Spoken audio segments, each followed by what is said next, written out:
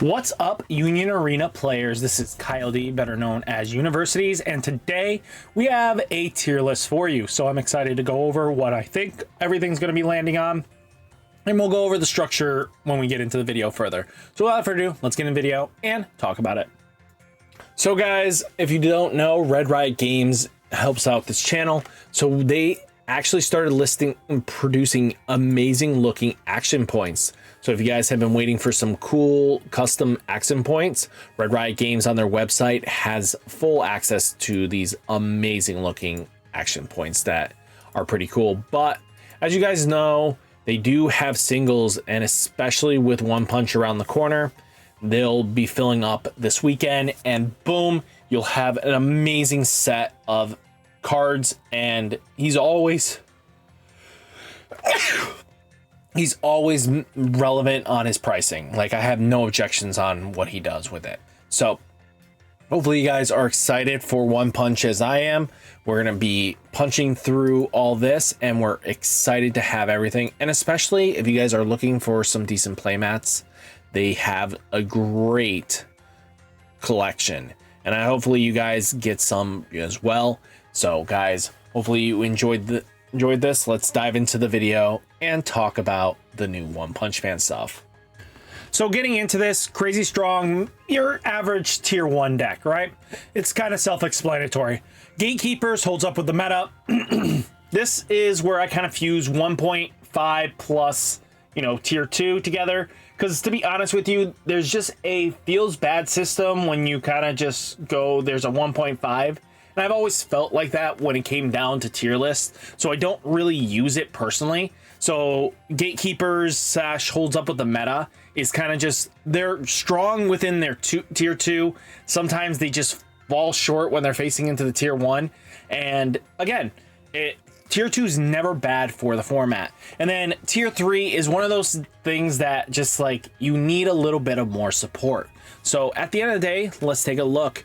So first off, we have the Sisters. This one, I'm gonna say, is pretty strong under the right pilot.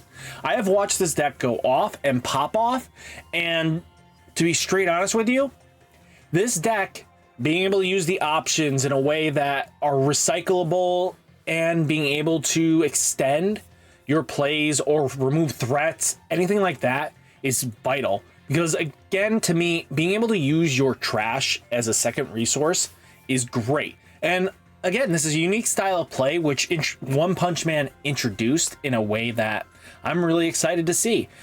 All these decks have something a little bit different than what was in the past.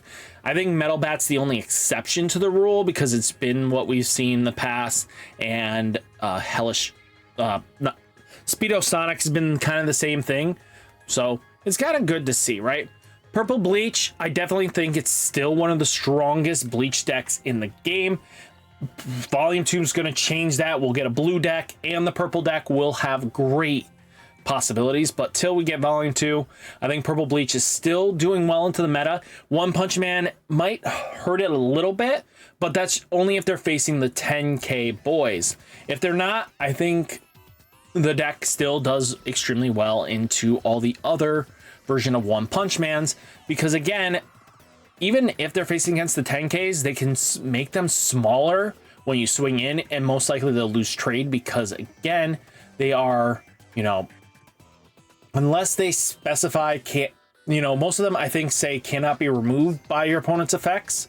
So as long as it says that, you can minus them their DP to 0, and game mechanic takes precedence over that. So with game mechanics taken like that, just keep that in mind. Kurapika, I think we're gonna start saying, yeah, it's still a great deck, but I think going into the metas, it'll definitely go crazy strong, but I think it's finally moved down into the tier 2 category, where it's starting to fall off just because there's more and more faster decks, right? There's always going to be a speedier deck, and it's just showing worse for wear. I think at the end of the day, Kurapika still could definitely hit the tier 1 decks comfortably, but if it's facing one of the faster tier 1 decks, or any of the decks that are just in general speed, I think Kurapika, if they don't see the pieces fast enough, they lose out on that speed. You know, they'll lose the game pretty quickly. Now we got Mahito. Purple, you know, JJK, still pretty solid, I think. Still a very tier 2 deck that can definitely outpace, control, plays like what you would feel like a Yu-Gi-Oh deck, right? So at the end of the day, pretty solid there, and that's where I think. Now you have Purple Code being Purple Code, still one of the strongest decks in the set. I think being able to be the toolboxy deck that it is, being able to apply the pressure, doing what it needs to, I think great across the board. Megamine, I think this is a sleeper pick for a lot of players. The deck is so fast when it opens up and just can tear open the floodgates. So I think being able to have the Divine Dogs, being able to multi-attack, you know, being able to double damage, all that stuff really helps out in the way that just super adds this aggression field that you really want to have. Now we have Muzan. I think even with the Muzan list, I think it's good. Pure Muzan, I think, is good, but definitely needs its volume 2 support. I think it can definitely take on the tier 2s, but once it starts hitting the tier 1s, it's just not keeping up. So I think that's super important to keep in mind. We'll skip King because it is just Saitama. So yeah, taking a look here, we have the Hashira list. I think Hashira's is definitely tier 2.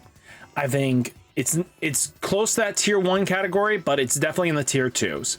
It definitely does well into the tier 2s, but if the opponent can handle your board consistently, I mean, the Hashas definitely lose tempo fast.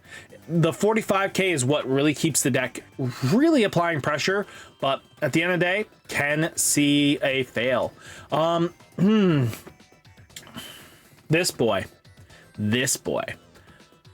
Garu, I definitely think is another strong deck. I think it's tier 2. I think it can handle a little bit of the tier 1s, but then fall short because Purple Code is just going to always smack it down, I think. It does play in a different way. It plays to the 15 in your trash to, you know, bonify the power this deck is going to bring. So at the end of the day, I think Garu is definitely a tier 2 deck. I think it can go into the tier 1s comfortably in some of the cases, but not enough that it's going to matter. I think there's going to be way too many tier 1 decks that just bump it down, especially as we keep going on. This deck, the common base Purple Code, I definitely say good, but definitely needs more. It's just on that low end. Daki. So I think this one's the better version of the purple. So I think it's definitely a tier 2. I've seen it do more in the meta than anything else. So I think this is where it's going to go. I think tier 2 is pretty solid. Then we do have the Inosuke, the boys. I think tier 2 is great for it. It definitely does well, but it just does well enough into the, if you're going to be playing Demon Slayer meta, it does well into almost everything else because it is a very aggro based deck.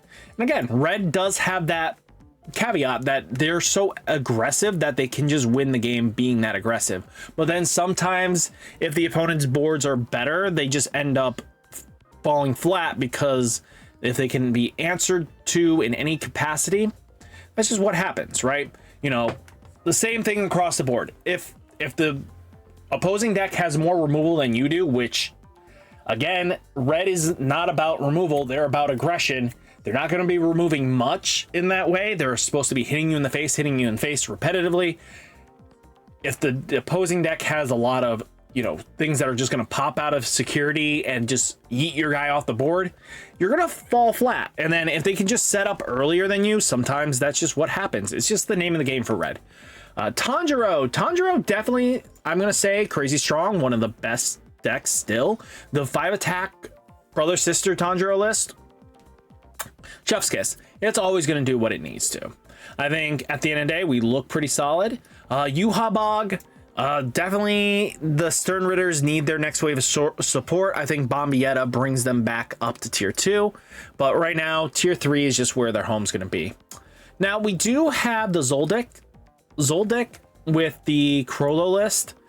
I think pretty solid for what it wants to do. And I think the hybrid brings it into tier 2. That allowed it to play very comfortably, being able to apply the pressure it wants to, and I think this is where it needs to go. At the end of the day, I think the biggest problem needs to be here is for the Crollo list, just the pure, and if we were just doing pure Zoldyck, they both would land here. I think they need a lot more support to go off.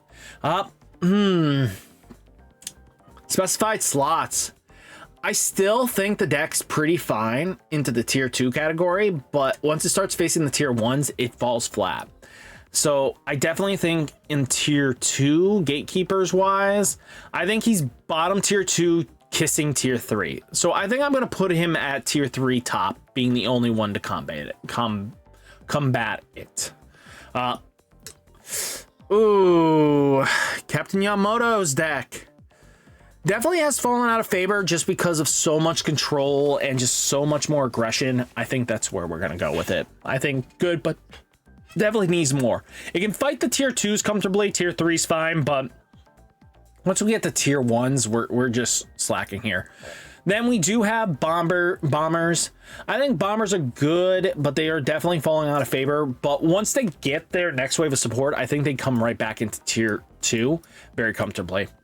Now we have Gone. Gone is looking solid. I think it's just one of those decks that, you know, pilot dependent. It's green like Karapika, can do some small shenanigans, but I think it's definitely in the top of tier 3 next to the other Gone. I think this is where we're going to have the line. Now we do have the Toshi list. Toshi, I definitely feel like is in the higher tier 2s. So definitely, I would have to say this is how I want to go about it. Like this. Definitely better than Karapika. Toshi can definitely control boards, but now with so many bodies that are just sticking, the problem comes down with Toshi's inevitable issue, right? It wants to be aggressive at the same time, putting a little bit of a stun in there to kind of slow down your opponent. But the problem comes down to it follows the same flaw that Metal Bat will have, and that is if you're and the Hashira list. Once they kind of stabilize and able to manage and control your stuff, it just starts falling a little bit too short. If it doesn't see all the pieces it needs by the time and your opponent can outrush you, you know, you're gonna be in a world of hurt. Now we do have the Byakuya Kuchiki list. This is specifically designed to place a lot differently. I think it's definitely a tier 2 deck. It's definitely spicy. A lot of players enjoy it, so I think this is where it's going to go. Now Ashford, I definitely feel like Ashford is still one of the strongest tier 2 decks, even close to that what magical category everyone wants to say, 1.5. So I think this is where they're kind of just sitting at. Gojo's list, it's cute. I think it does well in the tier 3s, but once it starts facing some of the tier 2s, it gets knocked down a little bit. Like Gojo does fall off a little bit. Green Saitama, after watching this deck play, I kind of see where people are saying this thing is definitely crazy strong. I think you have to play it differently. You don't play it the same way you're playing the game. You have to be resilient. You're going to have to apply pressure to your opponent, and that is huge. Again, it's a lot of playing the game differently than you were expecting, and basically you control with King. You know, Silverfang is going to help keep your board state strong because you're going to have a 45. You know, Saitama, you're not going to be trying to hit their life as much as you think just because you want to prevent them from actually going off. So this is stuff to think about, and I really like this.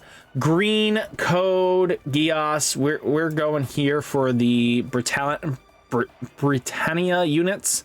So I think this is where they're just not that good. You're definitely just falling short here. Pizza, I'm gonna say is tier 3, but can definitely go off if he sees all the pieces.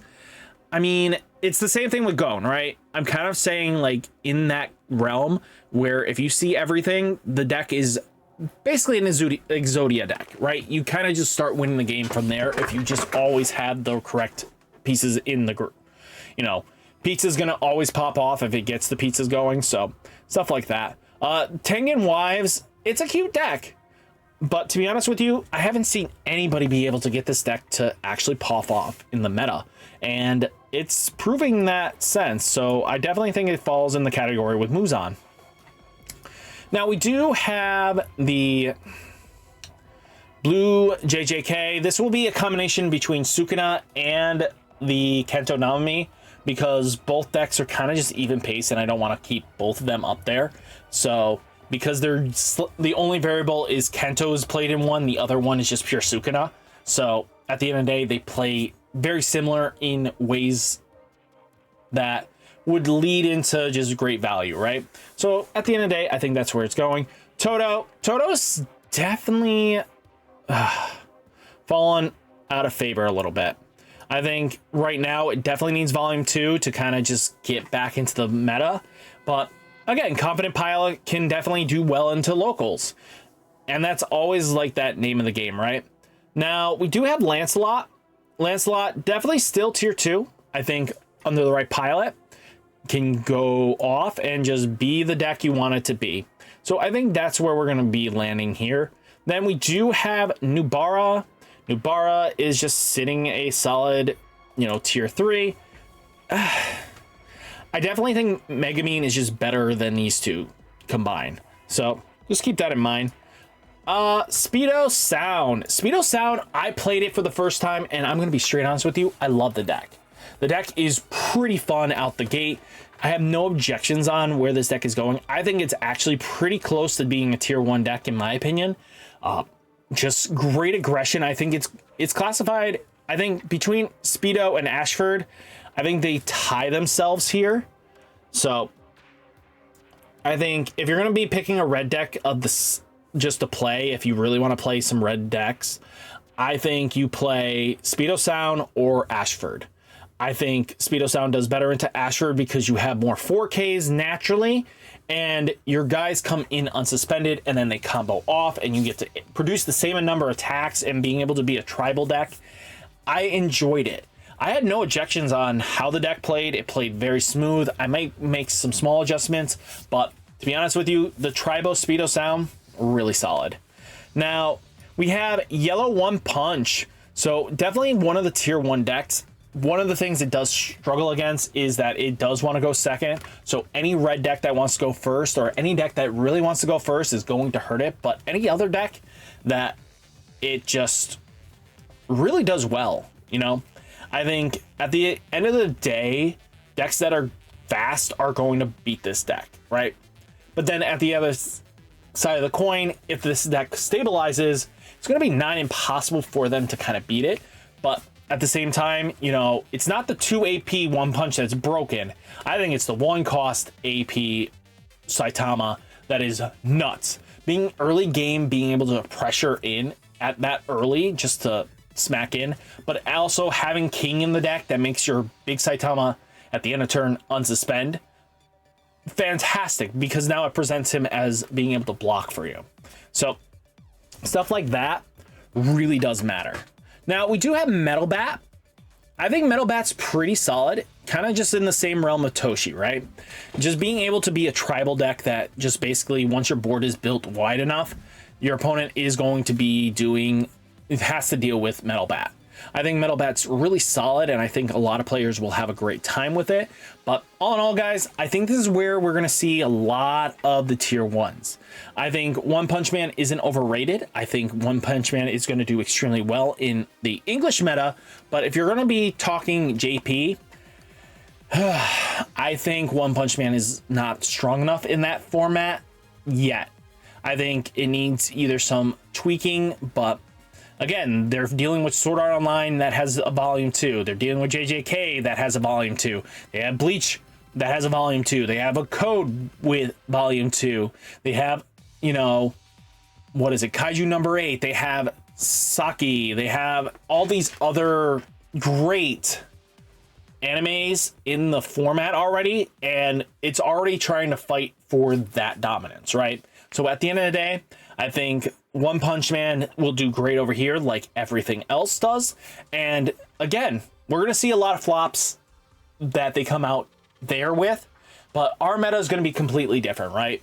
And I like that about our game. is that the English meta will never be the same as JP, so you can't use their data truthfully. At the end of the day, you have to use ours because, yeah, there's the status quo doesn't calculate or formulate to JP's because they have different decks, which triggers pulling. You know, your tier ones don't instantly, you know, will stay the same. Like across the board, the tier ones will always stay the same once we get them, right?